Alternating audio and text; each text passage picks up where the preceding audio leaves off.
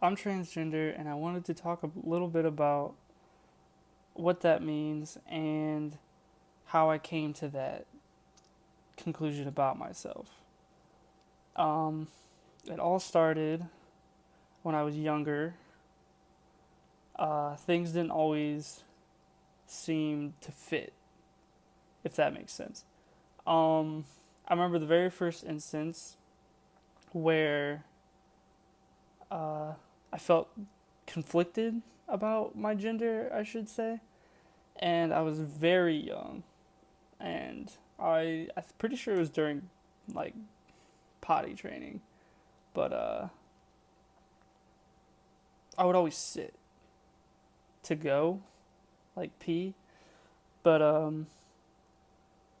I remember specifically that my parents were a little distressed about that because I was beyond sitting. I should have been standing at this point, and I think that they thought maybe I was stupid,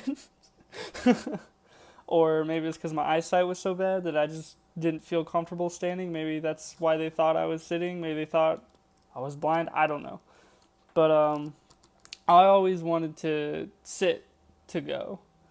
And I remember I was at my grandmother's house and I was sitting, I was going, I was getting ready to go. And that's when I heard my parents talking about it. And this is the first time that it came to my knowledge. This is like an isolated memory. I don't remember very much before or after this. It's this like this one very um, good memory that I have, and then on either side of that memory is just fuzz. I don't really have anything on the other side of that, but I do remember sitting down and I heard overheard my parents talking to my grandmother about how they're worried that I always sit, that I never stand, and I remember that confused me. I was like, why does that matter? I don't understand. So I just stood up, turned around, and went, and then that was that. And then they were happy about it. Okay, then subject got dropped. And after that, the very next thing I remember is I used to really like the show Hercules, the live action one, and Xena that went along with it. Like they would have crossovers and stuff. And Hercules was my favorite. I like that show a lot more than I like the Xena show, but for some reason, I always wanted to be more like Xena than I did Hercules. I didn't want to be like Hercules, even though I liked the show better. I may have even liked the character better, but it just didn't fit for me for some reason. I remember throwing things pretending it was like the disc thing that she throws. And I remember growing up, I think it was in, I want to say it was kindergarten or first grade. I don't actually remember the grade, but I remember what happened. The teacher had us pull all our desks aside and leave the middle open, and she told us we can move our desk anywhere in the room that we wanted to sit. And it didn't take long before all of the guys were huddled in one corner and all the girls were huddled in a different. Like all of their desks were just pushed together, and it came to my turn. And I immediately wanted to go over with the rest of the girls, but then I remember the guys were like, "Come on, sit with us," and they were just yelling really loud for me to sit over there, like they did with it when everybody else was choosing. The guys and the girls would do this, like, "Oh, hey, sit with us." They were trying to make like clusters of dudes and clusters of girls, and I remember I sat with the girls anyways, and I pissed all of the guys off and the girls. And the teacher thought it was funny. I think I don't really remember her reaction, but and like the bathroom story, that's where it ends. I don't remember what happened after that at all. I don't remember if I got moved to the boys' side. I don't remember. That was just significant enough for me to remember, and then gone. And the next thing that I remember conflicting with my gender was when I got to the higher grades in school when bathrooms became a thing. Because before it was just we had a bathroom in the classroom. Like you raise your hand, ask to go to the bathroom, you walk over to the bathroom and go, whatever. And I remember I didn't fully grasp the idea of the big kids bathroom is what I called it. I don't know why, but and I was kind of excited because I was growing up. I get to go to those bathrooms again until the day finally came, and then I realized, oh shit, I have to go in that bathroom with other people. I'm not into it. I'm still not into it. I still don't even use urinals. I still go into the stall. I'm just not comfortable without the stall walls there. I will wait. Every urinal can be open, and all the stalls full. I will wait. If I even go in public, I don't even go in public that often. I'll hold it usually. But bathrooms was always a huge problem for me in school. I just didn't like it. And sometimes I would hold it all the way until I got home, and this caused complications that I'm not gonna get into here. I'm sure my parents remember. But when I got into middle school, I learned about locker rooms. Yay! That was even worse because there was no stalls. You just got dressed next to everybody, and it just made me extremely uncomfortable to the point where I would try to either wait people out, but then people thought I was weird for that, and then I would try to get in there early, which is what I usually did. After that, I would just try to get to gym class as fast as possible. Get in there and get dressed and get out before anybody was in there, which sometimes it happens and usually it didn't. Usually there was other people in there anyways, whatever. But eventually some kid told me, I can't remember who it was. I think I have an idea of who it was, but I can't really remember who it was. But this was a long time ago. But he told me that he just wears his shorts under his pants. That way he doesn't really have to change. And his reasoning was because he was lazy. But this helped me. I would start wearing shorts to school underneath my pants. That way when I got in the locker room, I just dropped my pants, put them in there, and I had my shorts on. I just wore my t-shirt that I had on, whatever. I don't sweat. I still, to this day, don't even sweat that much. But that just helped me get out faster. I still had to be in there, and that still made me uncomfortable. Like, it just wasn't me getting dressed, it's everybody getting dressed. It just all made me uncomfortable. It was a very intense situation for me every single day. It was terrible. Thank God I didn't go to a school that required showering. Ugh. I think I showered like twice the entire time I was there, and both times the locker room was completely empty. But I think that was the only real big problem I ever had in school was just the bathrooms in the locker room. Other than that, I didn't really get bullied. But I mean, I wasn't out back then either. I was like super masculine back then.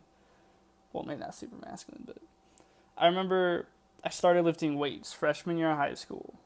And once puberty hit, I was just having all sorts of problems, being depressed and stuff. And I didn't know why. I didn't know what transgender was. I didn't know any of that. So it didn't really make sense to me why I hated myself. Didn't make sense at all. It didn't make sense why I was so dysphoric all the time. But I started lifting weights. And for a while that worked. I became a lot more positive about my body. My body looked good. I mean, I was lifting weights. I had muscle tone, and I mean, you could notice that I was lifting weights. It did not take long for me to get bigger. But eventually, I started hating the way my body looked. Once I got really, really strong, I would always wear baggy clothes just to cover up my body. Always. And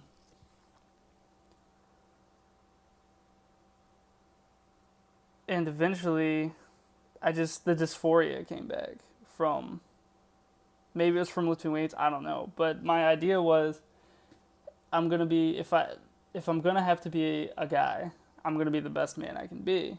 And that was getting as strong as possible. When I graduated high school, I weighed 130 to 135 pounds, and I bench pressed 240. which is a lot of weight for somebody of my weight class. A lot of weight. And nowadays I regret ever lifting weights because now I have big arms and they make me super self-conscious. I usually wear long sleeves in public now. And they're not even anywhere near as big as they used to be, but still in my head they are. But I mean, they're not, but they are in my head, right? It wasn't until I was in college that I started to understand a little bit more about the dysphoria, but still, I didn't really heard too much. I haven't heard too much about being transgender at this point, and most of the things I did hear were negative. So it's not really something I looked into for some reason, but some days were just really hard to get out of bed. Some days I didn't even want to see people. I became a recluse near the end. I ended up dropping out of college. I mean, I don't know if that was the dysphoria or dysphoria, or school just wasn't for me. I have no idea. But it wasn't until I dropped out and a friend invited me to move to Massachusetts, and I agreed immediately. And right before I went to Massachusetts, I went to go visit my best friend, Zyle, in Detroit, where he went to college. And while I was in Detroit, he and some of his friends were telling me about this friend that they have that's transgender, and she was on the cover of I think it was Vogue, or maybe she wasn't on the cover. Maybe she was just in it. I don't remember, but she was in the magazine. Is what I'm trying to say. But and then I kind of learned a little bit about transgender people at that day, and at the time I was really excited about the information, but I didn't understand why I was excited about it, because at this time I thought I was gender fluid, and I even came out as gender fluid to Zyle during my time there, but which was just me trying to find out what I was to make me feel better, and it worked for a little while. I felt a little better because then I kind of understood something about myself, and it was just that, I felt female sometimes, but that wasn't the case, and I knew that wasn't the case, but still I hid behind that label for a while, for too long, a couple years. But I say a couple years, it was like a year. But I came back down from Detroit, then we drove to Massachusetts. It was a long car, it was like 15 hours. But my stay in Massachusetts, I learned a lot more about being transgender. I did a little bit more studies, but at the same time I didn't want to do hormones or anything of that nature. But when I got back from Massachusetts, I met my girlfriend that I currently have, Ellen, and one day I had a breakdown, and I just told her that I think I'm transgender. And I did research, she did research, and everything, all the pieces just started fitting when I did a lot deeper research this time, and all the pieces were just fitting. And it was about that time that I came out to my friends, my close friends, and my immediate family. And that was probably the hardest thing I've ever done, was coming out to my parents, sitting face to face with them and coming out to them. That was probably the hardest thing I've ever done, and probably the hardest thing I'll ever do. I hope, because that was hard. But after that, it took a little while. I kind of procrastinated a little bit because still I was a little uneasy about it, because it's a big change, and I wanted to make sure that it's exactly what I wanted to do, and it definitely is. And it was about my birthday, I want to say, my 25th birthday, this past one. And I called the doctor to make an appointment to get the hormones, to start HRT, hormone replacement therapy. And I got put on a waiting list, which was really, really, really depressing. I was hoping there wouldn't be a waiting list, but there was, and it was pretty long. It was like a month or two. And on February 25th, I finally got the hormones, and I took my very first dose, I guess you would call it, whatever. But then I came out to everybody through Facebook. Well, I actually told my grandmother first because I hadn't told her yet. I tried to, and it was weird, and I don't think she fully grasped what I was trying to say, and I was panicking too much. And then eventually I had to tell her over Facebook because I couldn't do it in person. That would have been the hardest thing I've ever done, to be honest with you. But and she was super okay with it, which threw me off a little bit. I didn't think she'd be that open to it, but she really was. And then I made that Facebook post where I came out to everybody, just to make everybody know. And now I'm openly out, but even in my day-to-day life, I still present as a man, because I'm afraid that if my landlord finds out that I'm transgender, I might get kicked out. If my neighbors find out that I'm transgender, then maybe I'll get harassed, or my girlfriend will get harassed. And if my work finds out that I'm transgender, I'm afraid that maybe I'll get fired. You know, I work at a gas station second shift, usually alone, so it's not really the time for me to come out at work just yet.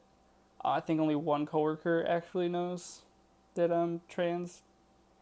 But so that's kind of my coming out story. And now, as a little bit of information on being transgender, I'm going to start with HRT because I've already mentioned it, hormone replacement therapy. And all that really is I take hormones now. And one of those is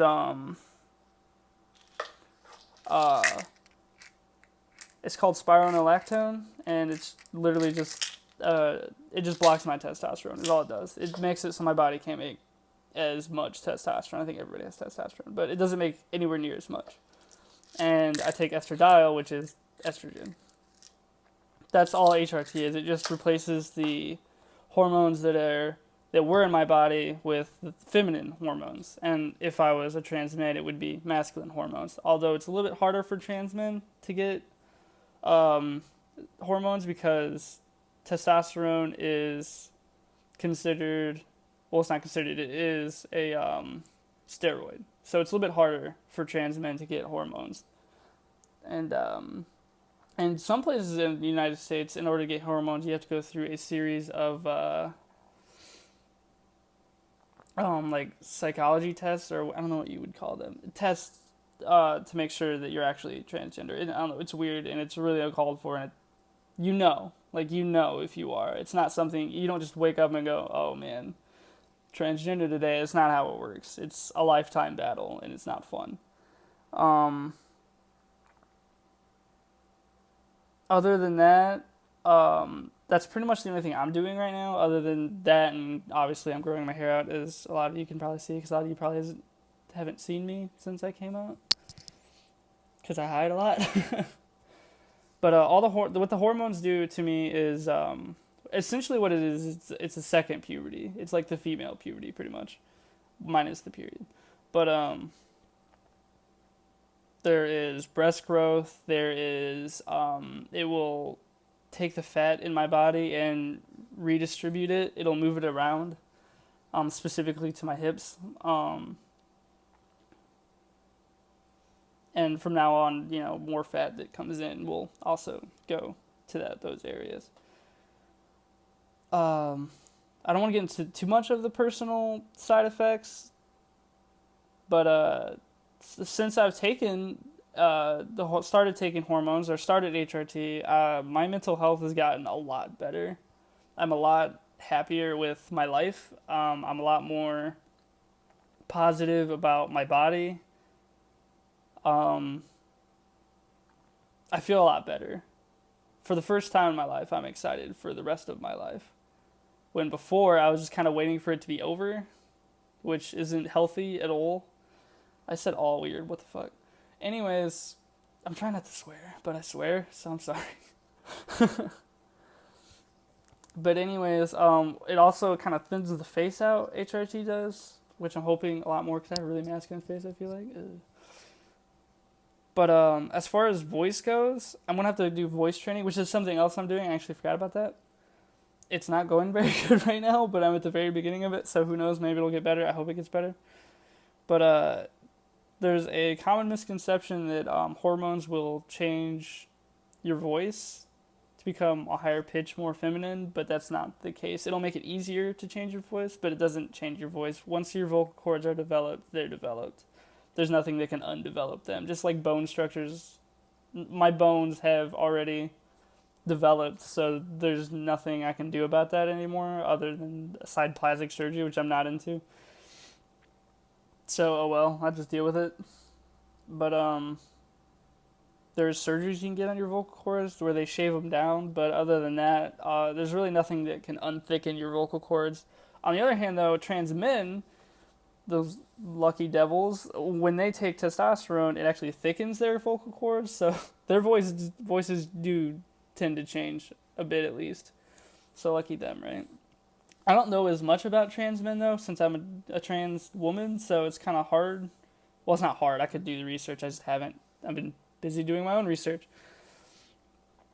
But